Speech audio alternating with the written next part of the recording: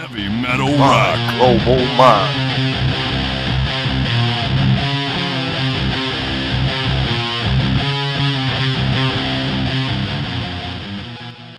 One by one, you're losing all perception. Manipulate your life, 'cause we control your mind. You know you're living out for pain, and you know it never changes. Got no pity, got no shame.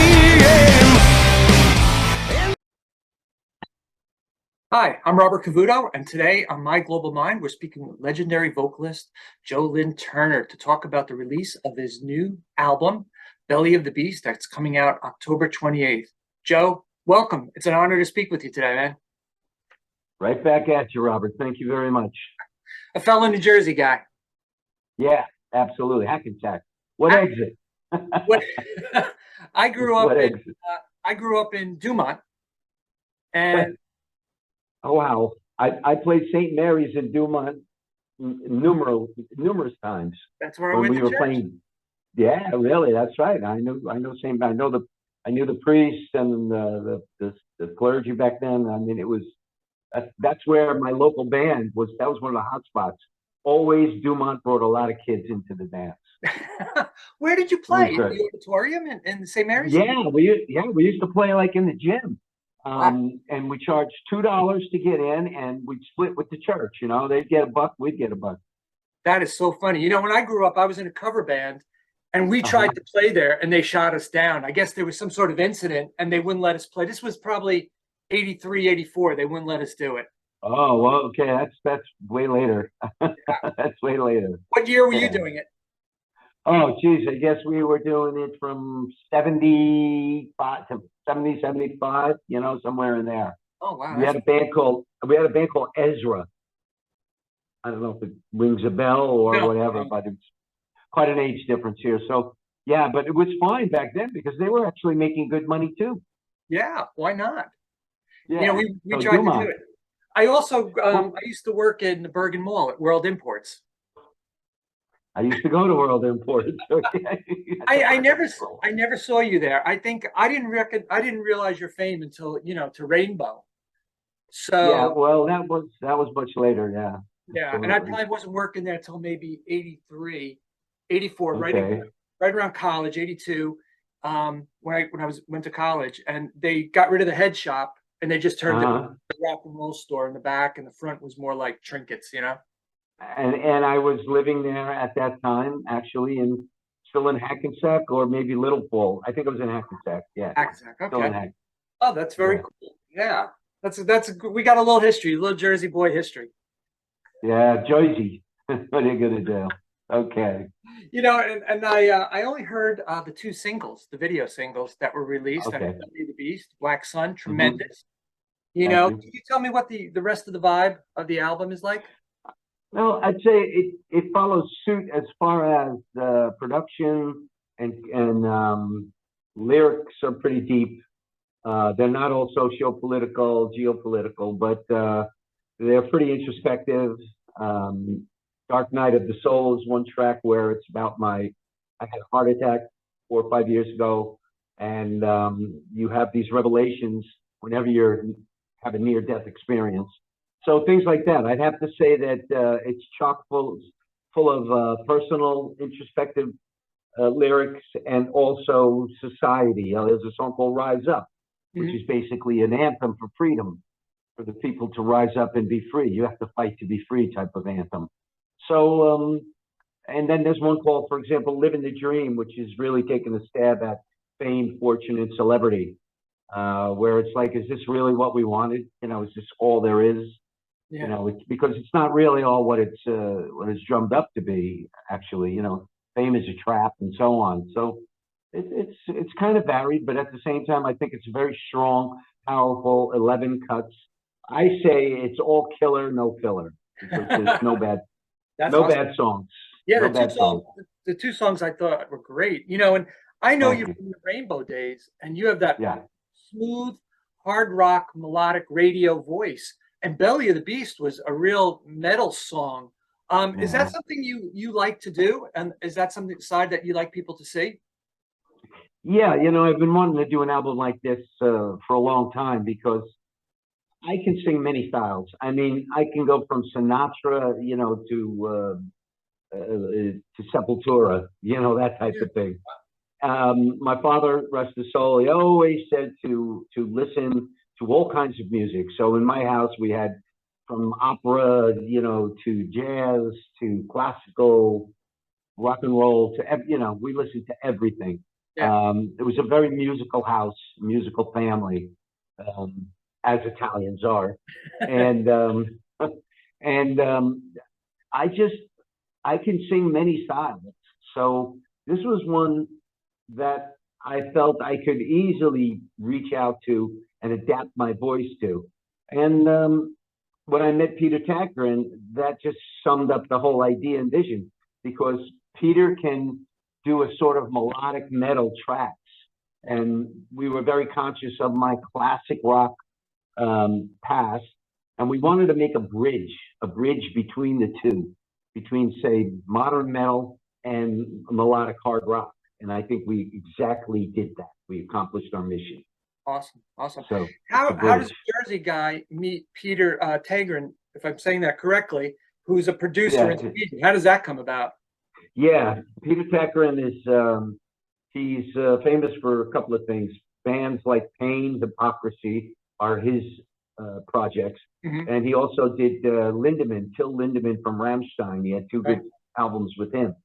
So I've known Peter's work for a long time, but his brother Tommy was a huge fan of mine, and I got a call. This was years ago. This was a good almost 6 years ago, where Peter was going to give Tommy a surprise birthday party for his 50th, and it was going to be a big party. He rented a hall, the whole bit, and they asked us, me, the Lynn Turner band, to perform at the party.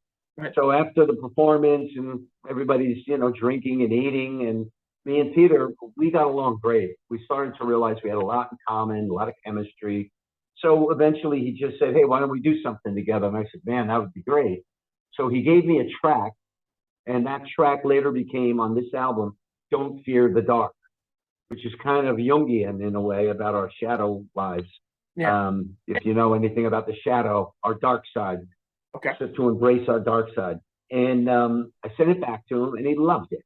And we knew we had something. So then I went to Sweden, and we wrote 2 songs right there in the studio. And the chemistry was just instantaneous, flying, off the reels of tape.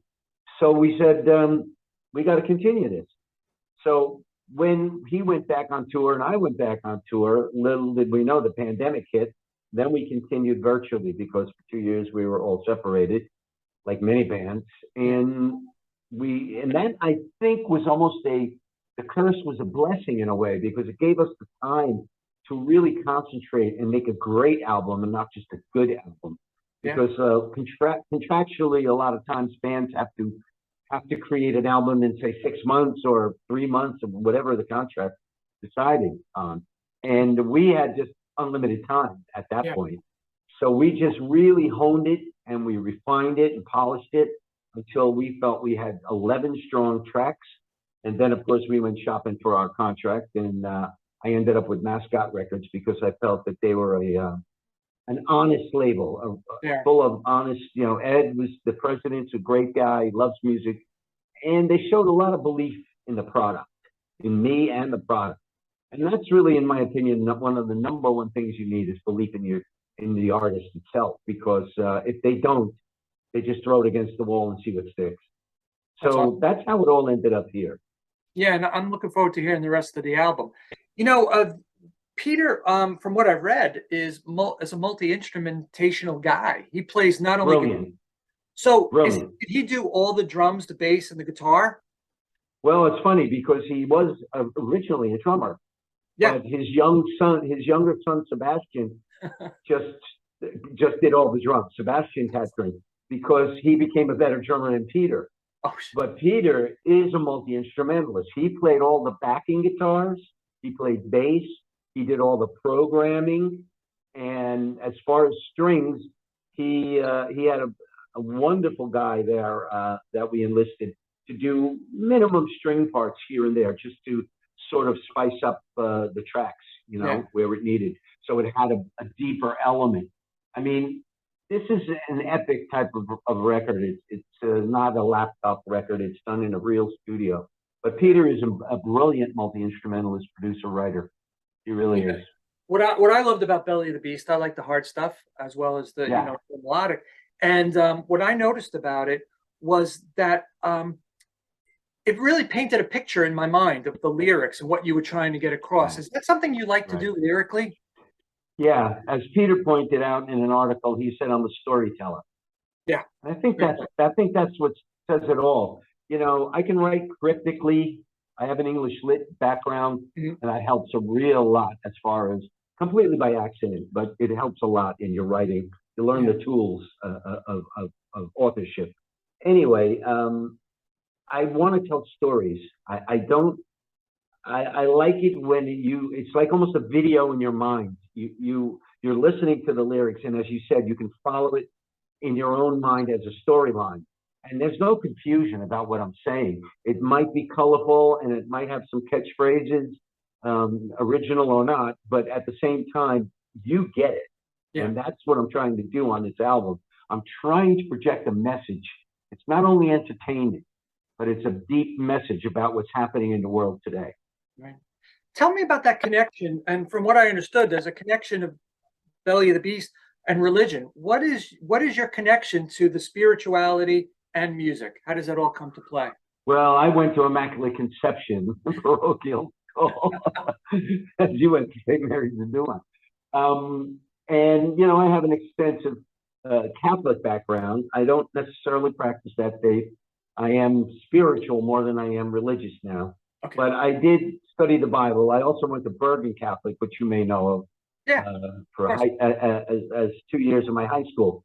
And Bergen Catholic, as you may know, is a uniformed boys' school, and there were no girls, and I wanted some girls.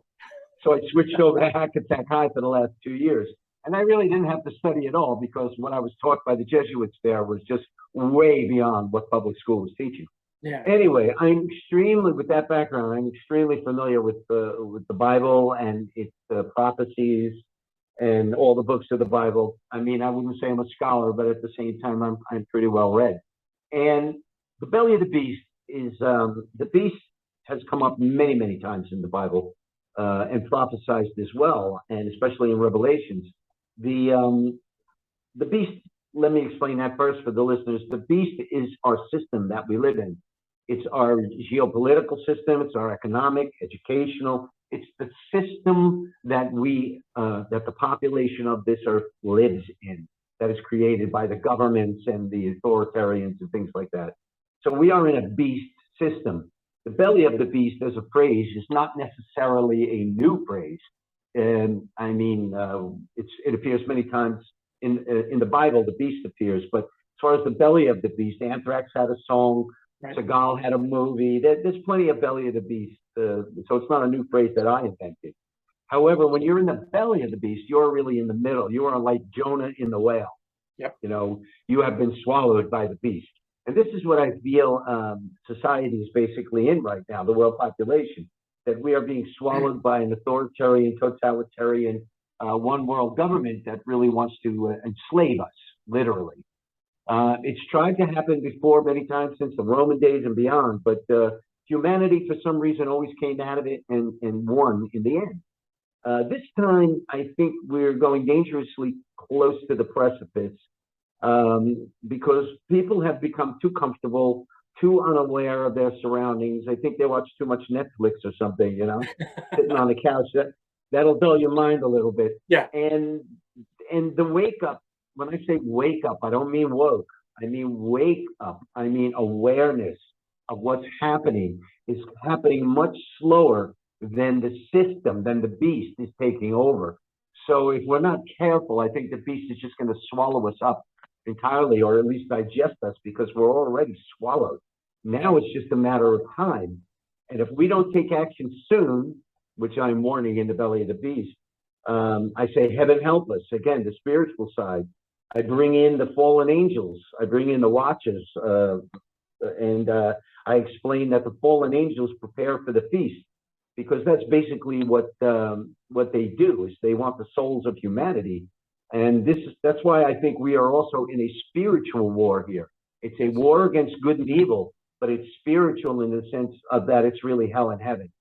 Yep. And it's a much greater situation than a lot of us are really recognizing or acknowledging at this point. So that's my message in a nutshell, is to try to wake them and shake them in any way I can possible, to say, look around you, man, and really start rethinking what you're seeing. Because when you start to think about what you see, you start to see things in a different light. And it pushes people into a more critical thinking, which I believe we've lost a lot of our critical thinking. And I agree with you. I think we need to pull that back. Even my wife is saying, we're heading towards an apocalypse with everything going on in the world right now. It's inevitable. It's just, when is it going to happen? We're close. I mean, we're really close to it, because if we let this thing go, the story of the boiled frog. Right? No. Well, okay, it's very simple. You put the frog in water, and then you take the water, a pot, and then you put the pot on the stove, and you turn the heat up very little. And then the next day you turn it up a little more, and then the next day a little more, and the next day a little more, until finally the frog is boiled. Well, what the analogy between us and the frog is that we've been being stripped of our rights and our freedoms little by little by little, until now it's absolutely obvious what's happening, and they don't even care that we know what's happening. They just go ahead and do it, whether it's against our Constitution, whether it's against human rights, whether it's against the Geneva Convention or the Nuremberg Code. They're against all of it. I mean, I could name the instances in each one of those things, but it's pretty obvious what's happening around us. And nobody wants to talk about it because they're in fear of criticism. They're in fear of offending people. The culture has got out of hand, and the culture is actually, in this de-evolution. And in my opinion, I think we're devolving, not evolving, and humanity's in balance. And I care too much about humanity. I really do. I'm not talking climate control, or I'm not talking the ecosystem. That's all important. But what I'm talking about is human beings in general, life itself, and our immortal souls. We're losing our soul to this beast. And nobody could disagree with that. It's not a political side. It's not a social economic side. It's like, we got to start taking care of ourselves and watching out for us and figure something out. That's right. It's your own soul that they want. They actually, the AI, artificial intelligence, look right there. That's a soulless being. Once you go that far into AI and you become a partial robot, you lose that soul part of your spirituality. And if you can't understand that you have a soul, then I feel sorry for you. But I know, and I'm sure you know, you can feel your own soul. Oh, yeah. And that's the important thing. I am not going to be a robot.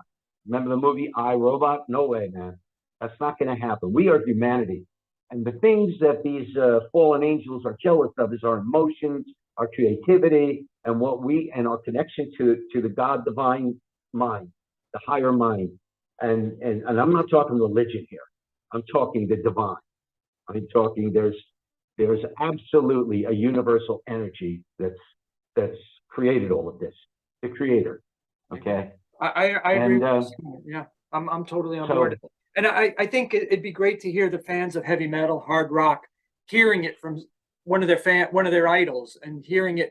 We got to take care of ourselves, and we got to look out for ourselves, and we got to start thinking more about where we're going. So I agree with your sentiment 100%. Thank you. Yeah, and it's funny. I belong to Immaculata Church in Somerville.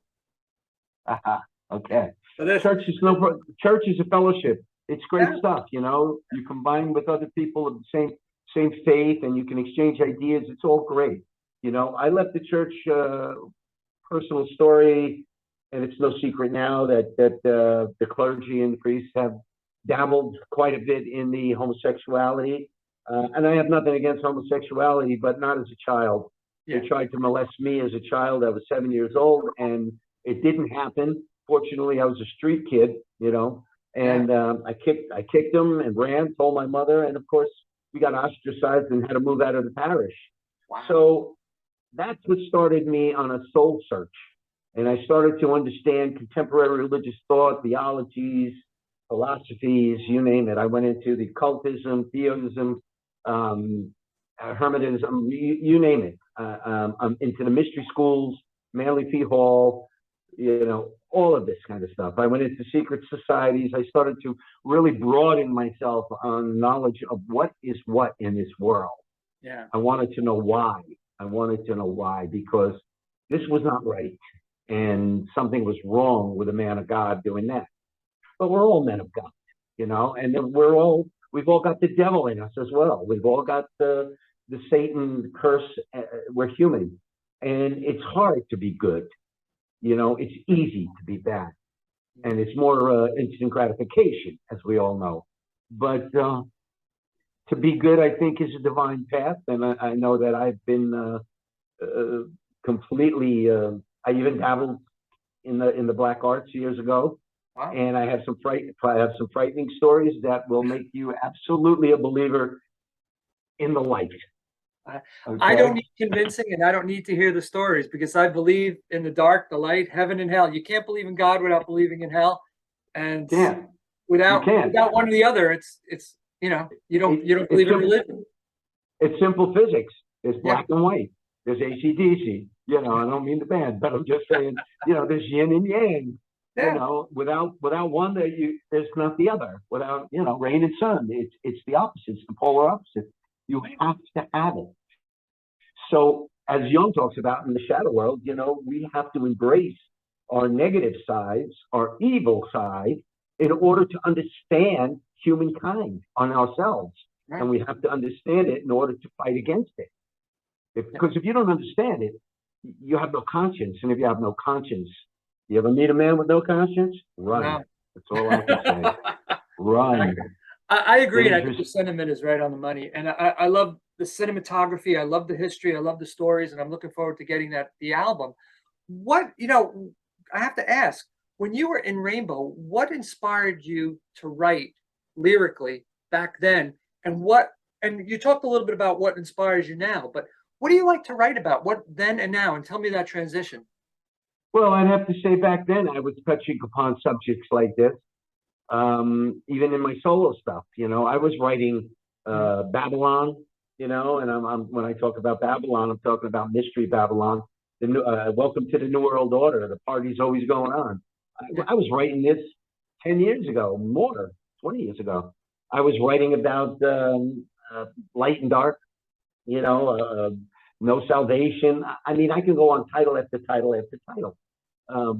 Evil, one of my songs, Pure Evil, Eye for an Eye, all kinds of stuff. But I also wrote about, breakups, love. I'm famous for my love songs. People get married to endlessly. People get married to Love Conquers All. So I'm a hopeful romantic, Even though I've had my heart broken a few times, I guess I broke a few hearts. So it's all even Steven. But at the same time, I like to write about what I see around me, what I feel, because I know that if I feel it, someone else has to feel it, because I'm on this earth with them. And I remember Jackson Browne, of all people, saying that song's for every man. And what he means in that song is that he writes these songs for every man, because we are every man. We are truly all brothers, here, going through a material existence, we're spiritual beings going through a material existence, and we all have that connection. So we experience things similarly, if that's the word. Yeah, and I like to touch upon things that maybe people can learn from, my experience, what pain might be like, what going on and encouragement, motivation might be like. I like to not instruct, but at least give them inspiration, So give them the tools. Just trying to help. That's all. I'm just here to help, really, Give them the tools, give them Give them the tools, give them the manual, and let them try and figure it out, Right. make it work for them. Yeah, I mean, I could write fantasies, but fantasies are fantasies, you know. You're a you're a very prolific writer, and you're very knowledgeable on your subjects. Have you ever experienced writer's block? Oh, of course. I Really? think every writer you have to experience it. In order to write, you have to experience the block, and you have to know how to shake it off, you know, and get rid of that block. For me, I just go out for a walk, a run, or something like that, and just try to forget about writing for a while. Yeah. And a lot of times when you don't have the muse come in through the window, as I say to my wife, you know, don't feel the muse today. You are. I actually developed a system where you have to write something every day. Now, I haven't been that strict with it lately because I finished the album and I've written a few things, but mostly I'm into reading now. I'm into reading the Stoics. I'm into reading Robert Greene stuff, you know, about the 48 laws, power and human nature, things like that. I'm into reading a lot of Dean Koontz because I think he's a fabulous storyteller. He's one of my So I have favorites. a varied reading. Yeah, I have a varied. It's great. I have a varied reading schedule. I got 2 Kindles and 3 stories each going at the same time. You know, so I think writer's block comes to everybody, but you don't give up. What you do is you just push it, and once you push that a little bit, I think you get over the edge, and all of a sudden the idea comes to you. You know, it all starts with a small phrase or a small idea. So I look for titles. I look for titles. No, that's You know? fascinating. Very insightful. Yeah. How about like on a daily basis? You say you're writing and you're working on the album was done. You have 11 solid songs. Do you have days when nothing good is coming to you musically, and then other days it's like boom, here's the song I've been waiting for? Other days you're just so all of a sudden wham, you become inspired. And sometimes after hours of throwing the papers into the wastebasket, you know, you just all of a sudden go, why didn't I think of this before? I wrote one song, I think 3 or 4 times. And as I was writing the song and going into my recorder, my wife would possibly be there in the next room, and she's got a great ear for music, and she just go, "That's not it." And there's nothing more defeating than hearing her say that, you know. And you go, "Oh," but she's right. And I could be like, "Yeah, I know, I haven't come up yet, but I'm close, right? I'm close." She's like, "No, you're not close." So you just have to completely switch your mindset and go another route, you know. And that's the skill of writing. There's nothing. It can't all be inspiration. It's 99% perspiration, 1% inspiration. To get to those 11 solid songs, how many did you have to write? Actually, some of them came to me right away.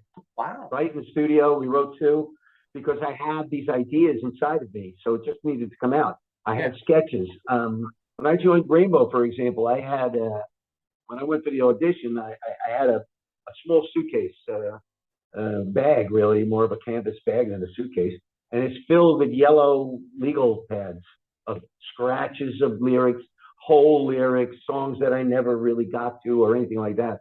And when they would play a track for me, that was a virgin track, say, no melodies or lyrics, I'd listen to the track, hear what it sounded like to me, what feeling I got from it, and I'd rummage through my bag and I'd pull out a sheet, put it on the music stand and start singing something.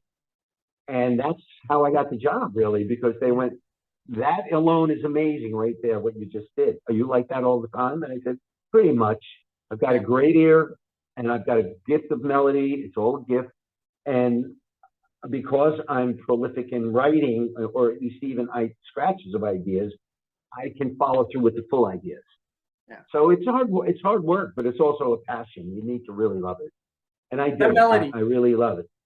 that melody gift you have, that melody gift is truly a gift. That some people never get that in the music business, and other people like yourself, every song is melodic and it has to be a hook to it. And I agree with you. I'm a big fan of hooks. You know, you got to have it, otherwise listen to it. Yeah, you need to be able to go away with, as the Germans call an earworm, something that stays in your head. You know, and you just can't shake. And sometimes all day you'll be singing that line, you know, singing that melody. You know, I write the songs that make the whole world sing, Manilow said, you know, it's True. it's so true. It's so true. You know, and that gift of melody is a gift. Everything I do is a gift, or at least a honed skill. After you have the gift, you recognize the gift, what you've been given.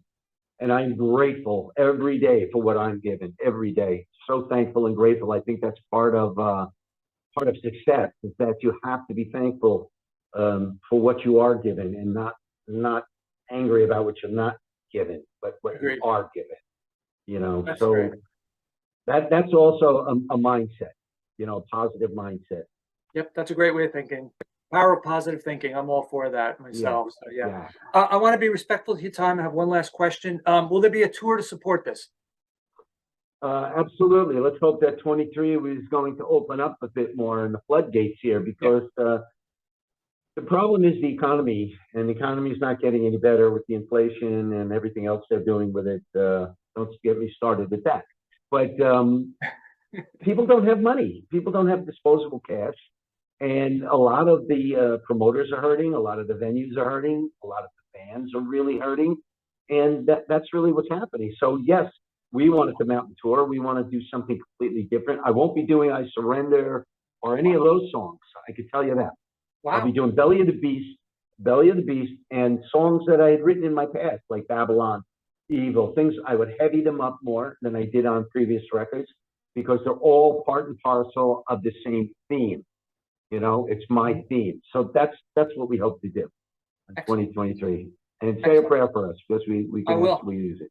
I will. And I can't wait to see you when you come back to New York or New Jersey. So I'll be there, I'll be there in full force. Thanks, Robert. Love and blessings to you and the family. Thank you, Joe. It was a real honor to speak with you. Thanks so much for your time. Thank you. Thank you, sir. Have a good one. Okay. Bye-bye. Heavy metal rock. Global Mind.